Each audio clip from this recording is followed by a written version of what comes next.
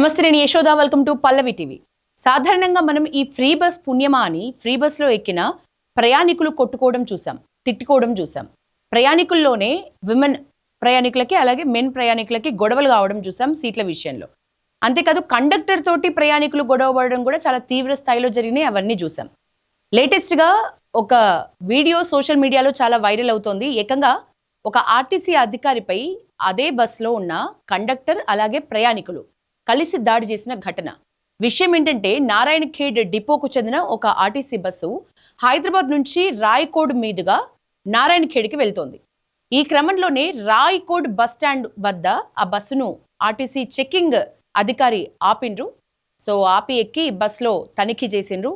అందులో ఒక్క ప్రయాణికుడు టికెట్ తీసుకోలేదు. టికెట్ తీసుకోకుండానే కూర్చున్నాడు. సో అక్కడ కండక్టర్ది వైఫల్యం ఉంది, ఆ ప్రయాణికుడి వైఫల్యం ఉంది. కండక్టర్ నిజానికి రెస్పాన్సిబుల్గా లేరు అనేది స్పష్టం అవుతోంది. ఓకే, కానీ అట్లాంటి పక్షంలో ఏం చేయాలి? మరి ఆ టికెట్ అధికారి ఏం చేశాడు? ఎందుకు తన్నులు తిన్నాడు? సో మనం వీడియో ఒకసారి మొత్తం చూసే ప్రయత్నం చేద్దాం.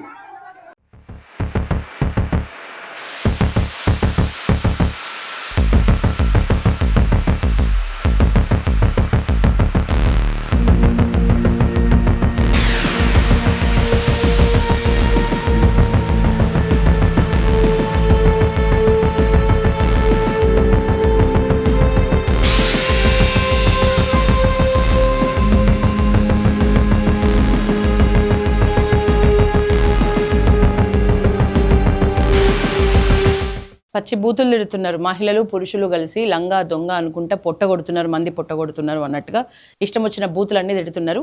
మొత్తానికి నిజానికి అన్ని తిట్లు పడే తప్పే ఆ అధికారి చేసిండు. కానీ ఆ అధికారిని, ఒక ఆర్టీసీ అధికారిని, అదే ఆర్టీసీలో పనిచేస్తున్న ఒక కండక్టర్ చెప్పుతో కొట్టడం ఎంతవరకు కరెక్ట్? మరి అతనికి ఎట్లాంటి పనిష్మెంట్ ఉంటుంది?